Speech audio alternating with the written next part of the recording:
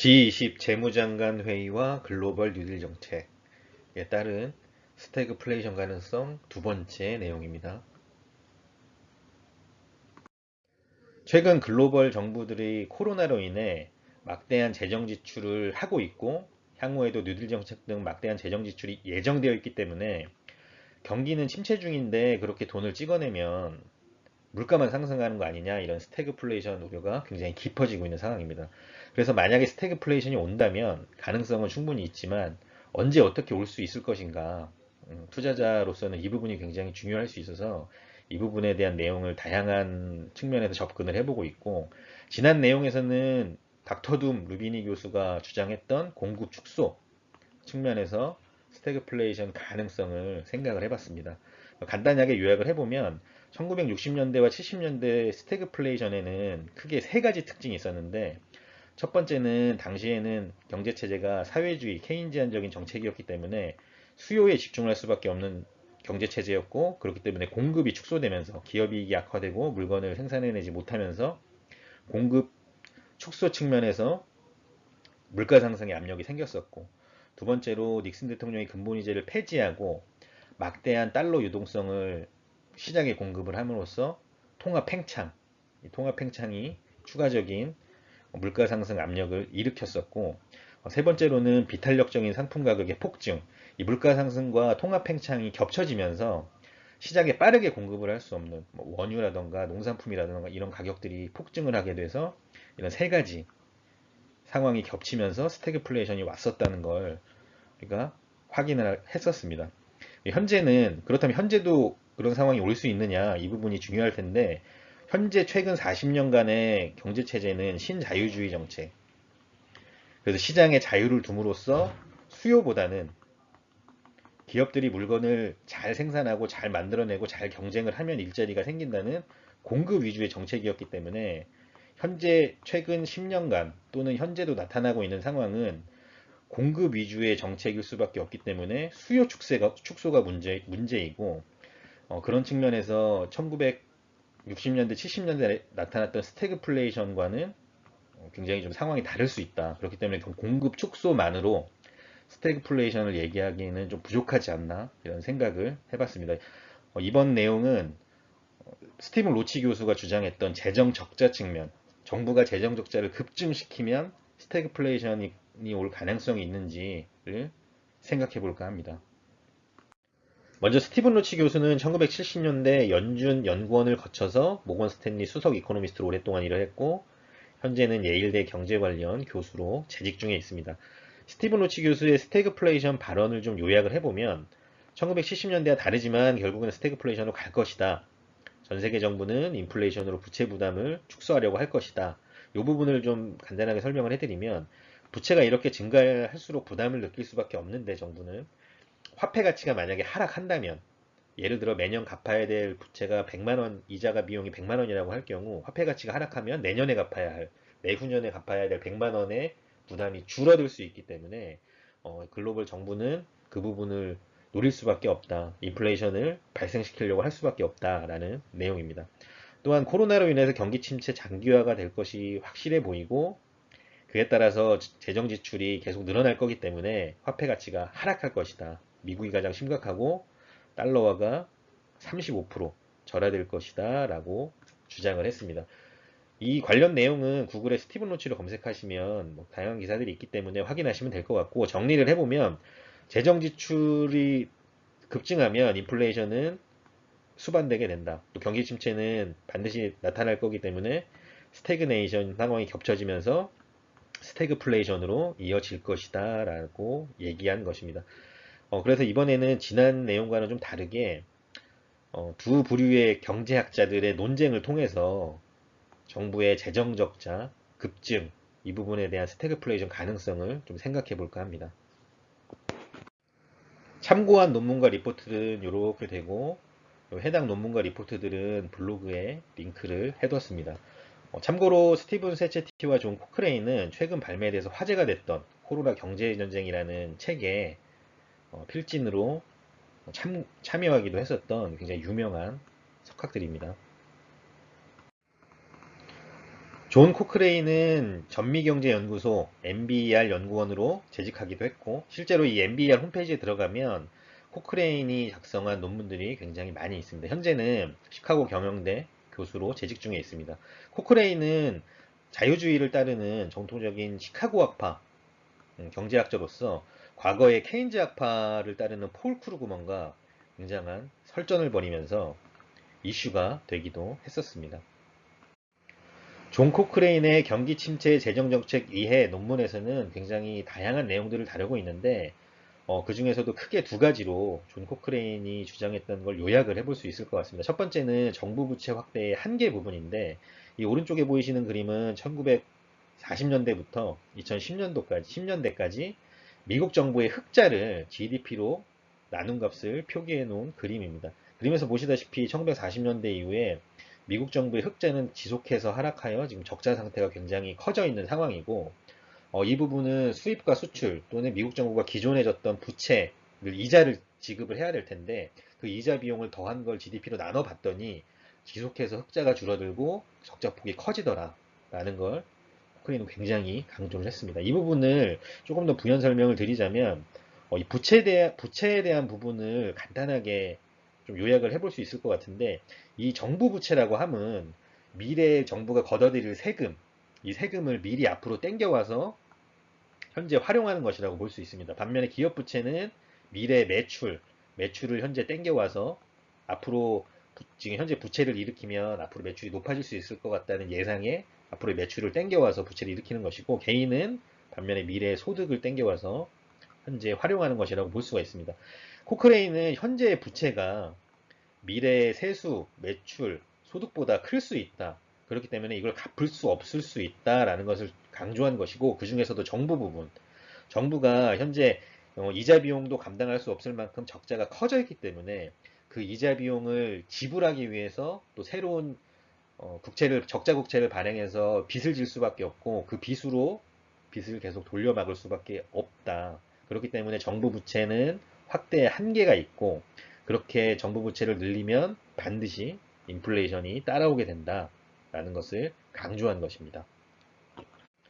두 번째는 미국의 재정 적자를 해소하기 어렵다. 다시 흑자 상태로 돌리기는 어려울 것이다. 라는 점을 강조했는데 2차 세계대전의 사례와 현재 연준의 스탠스를 예를 들었습니다.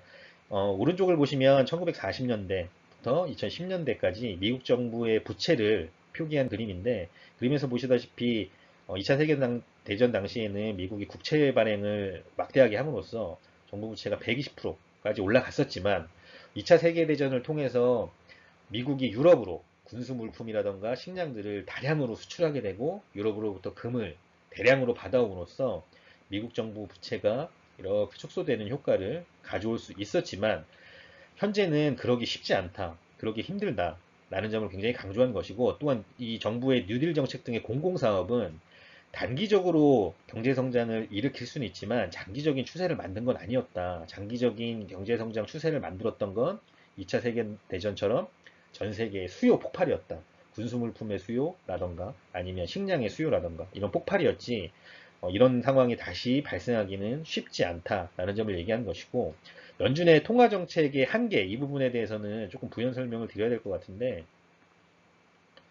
예를 들면 미국의 기준금리를 통해서 요 연준의 지금 스탠스의 한계를 조금 살펴볼 수 있을 것 같습니다. 미국의 기준금리를 요 그림 위에 그려보면 요렇게 아마 될 텐데 요 정점을 기준으로 1980년대 부근이 됩니다. 80년대 부근의 정점을 보고 이 1번 부분과 2번 부분을 구분해서 이해하면 굉장히 쉬운데 이 1번 부분은 근본이제였고 2번 부분은 현재 우리가 쓰고 있는 신용화폐 시스템입니다. 이 경기 침체, 이 근본이제와 신용화폐 시스템 사이에서 경기 침체가 어떻게 오는지 이 부분을 좀 생각을 해본다면 이 근본이제 당시에는 달러가 고정이 되어 있기 때문에 경기 침체가 일어나면 공급의 축소가 일어나면서 돈은 정해져 있는데 물건이 줄어들기 때문에 급격한 인플레이션이 발생을 합니다. 그래서 이 인플레이션을 잡기 위해서 이 근본이제 상태에서는 지속해서 경기 침체가 올 때마다 금리를 올리는 방법을 썼었고 이 신용화폐 시스템에서는 수요가 축소되면서 경기 침체가 오는 경우가 많습니다. 공급은 충분한데 쓸 수 있는 돈이 줄어들면서 현재 코로나 상황처럼 소비가 이렇게 급감하는 상황이 돼서 디플레이션 상황이 발생을 하면 연준이 금리를 내림으로써 시중에 통화 공급을 해서 돈의 가치를 떨어뜨리는. 그래서 정리를 해보면 근본이제 당시에는 인플레이션이 발생을 하면 디플레이션으로 방어를 했고, 신용화폐 시스템 사용에서는 디플레이션이 발생을 하면 연준이 통화를 풀면서 인플레이션으로 경기 침체를 대응을 했었습니다. 그렇기 때문에 현재 또 연준의 스탠스는 바뀌지 않았다. 경기 침체 디플레이션이 오면 금리를 낮추거나 연준이 자산을 매입함으로써 통화 확장, 시중에 돈을 많이 풀면서 대응을 하고 있는데, 그렇게 해서 경기 회복을 인플레이션을 발생시키는 쪽으로 계속 해왔는데, 이 연준은 통화적인 측면으로만 해석을 할 수밖에 없다. 이건 굉장히 동의하는 부분입니다. 과거 이 1번 부분에서는 연준이 거의 할 수 있는 게 없었습니다. 정부의 힘이 강했지 연준의 힘은 거의 없었는데, 이렇게 연준이 통화 관리를 하게 되면서 연준의 힘이 굉장히 강해진 겁니다. 강해진 건데, 이 부분에 있어서 연준의 스탠스는 바뀌기가 어렵다. 연준은 통화적인 측면만 생각을 하지 정부의 재정 지출까지 고려하기는 어렵다라는 점을 굉장히 강조를 했습니다. 이 부분은 굉장히 동의하는 부분인데, 그래도 현재 연준도 이제 금리가 0이 돼 있는 상황에서 금리 정책을 쓸 수 없고 자산을 매입하는 통화 정책밖에 사용을 할 수 없기 때문에 연준은 이제 한계다. 더 이상 할 수 있는 게 많지 않다. 그래서 현재 파월 의장도 트럼프 행정부를 향해서 정부가 나서서 재정 지출을 해줘야 된다라고 계속 강조를 하고 있습니다. 또한 이렇게 연준이 통화를 막 풀어내는 게 경제 성장에 도움이 됐었느냐 장기적으로 라고 생각을 하면 그 부분도 코크레인은 그렇지 않다라고 얘기를 합니다. 이렇게 시중의 자금, 우리 시중의 자금 M2라고 하는데, 이 자금이 연준이 최근 40년 동안 금리를 낮춰오면서 굉장히 늘려왔는데, 이 통화 승수는 굉장히 낮아지는 상황이 발생을 해서 GDP 성장이 일어나기 어렵다. 점점 더 통화 승수가 낮아지고 있다라는 점을 강조를 했습니다. 이건 좀 설명을 해드리면, 시중에 돈은 많이 늘어나지만 돈이 많이 늘어났다고 해서 경제 성장이 일어나는 게 아니라 그 돈이 회전이 돼야 됩니다. 서로 물건을 사고 팔고 서로 소비를 하고 서로 서비스를 이용해야 되는데, 그 부분의 회전 속도가 낮아지고 있기 때문에 계속해서 그러니까 통화를 풀어내는 만큼 그 속도가 따라서 늘어줘야 GDP 성장이 일어날 텐데 그렇지 않다는 것을 강조했습니다. 그래서 정리를 해보면 코크린이 두 번째 한 얘기는 정부의 재정 정책과 연준의 통화 정책, 이 부분은 장기적인 경제 성장을 만들기 어렵고 2차 세계대전만큼 다시 정부가 큰 재정 흑자로 돌아서기도 어려운 데다가 연준의 스탠스는 통화적인 측면만 생각을 하기 때문에 정부의 재정 적자 부분을 고려할 수가 없다. 그런 걸 종합을 해보면 미국 정부가 현재 재정 적자를 해소하기는 굉장히 어려울 수 있다는 점을 강조를 한 것입니다. 앞선 존 코크레인은 정부의 적극적인 시장 개입, 그리고 정부의 재정 적자 급증, 이 부분을 굉장히 반대하는 전형적인 자유주의를 따르는 시카고 경제학파 경제학자라고 할 수가 있고, 스티븐 세체티는 케인지안을 따르는 폴 크루그먼 정도까지는 아니지만 폴 크루그먼의 의견에 굉장히 동의를 하고 있다는 점을 알 수가 있는데, 그런 부분에서 시카고 학파의 경제학자보다는 좀 케인지안 경제학자 쪽에 좀 가까운 것 같습니다. 그렇기 때문에 상반된 의견을 들어볼 수 있다는 생각을 하고 있고, 경제 성장과 부채의 실제 효과라는 이 2011년 논문은 저도 굉장히 재미있게 봤고 굉장히 충격적으로 봤던 논문이기도 합니다. 스티븐 세체티는 뉴욕 연준 연구 책임자, 국제결제은행 BIS 경제 고문을 거쳐서 현재는 브랜다이스대 비즈니스 스쿨 교수로 재직을 하고 있다고 합니다. 부채 관련 연구 부분에서 학계의 공로를 인정받은 그런 교수이기도 합니다. 이 스티븐 세체티의 이번 논문은 이렇게 요 내용으로 요약을 할 수가 있을 것 같은데, 부채는 양날의 칼이다. 현명한 부채는 경제 성장을 가져오지만 과도한 부채는 재앙이 될 수 있다. 그러니까 부채가 어느 정도 있는 건 경제 성장이 분명히 좋지만 어느 정도 일정 수준을 넘어가면 위험할 수 있다. 뭐 당연한 얘기일 수 있을 겁니다. 다만 이 스티븐 세제티는 그렇다면 이 부채가 얼만큼을 가지고 있는 게 가장 이상적인가, 또는 GDP 대비 몇 퍼센트 이상 부채가 넘어가면 위험해질 것인가, 이 부분을 집중해서 연구를 했습니다. 이 부분은 지금도 굉장히 논란이 많이 되고 있고 앞으로도 논란이 많이 되겠지만, 현재 미국의 정부 부채는 110%, 그리고 일본은 260%, 뭐 한국의 경우는 40%대이기 때문에 아직은 괜찮다, 뭐 이런 의견들이 기존에도 있었고 앞으로도 계속 있겠지만, 이게 정말 중요한 내용인 것 같습니다. 정부 부채가 어느 정도까지는 괜찮고 어느 정도 이상이 되면 위험한가. 그래서 이 부분에 대한 내용을 살펴보겠습니다. 현재 글로벌 전체 GDP 대비 글로벌 부채는 약 250% 정도로 신흥국보다는 선진국이 조금 더 높은 편입니다. 다만 2019년 기준이기 때문에 2020년에는 더 부채가 늘어날 거기 때문에 300%를 돌파하지 않겠느냐, 이런 의견들이 나오고 있는 상황입니다.